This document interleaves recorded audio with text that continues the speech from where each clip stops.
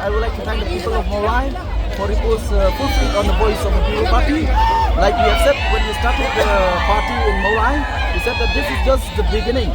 So we are still in the race for the objective of the party is to win the assembly election in 2028, and we are towards that goal. A huge margin, 22,000 votes that he secured. This is some meaning, or there's some logic to it behind that, you know, the sitting MDC didn't do much, or what do you think is the message here? See, like I've said right from 2023, when I said that, see, we understand the pulse of the people of Mawlai.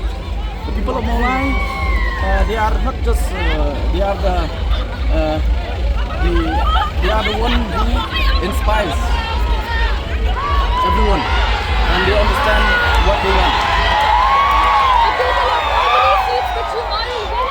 If I'm not mistaken, around 17 plus. Thank you. Thank you. Bapak Datuk ini ke VPP ke kynshan ni ke council ni dia lihat dulu. Kalau triksi, Saja. kalau triksi nila yo. Rio.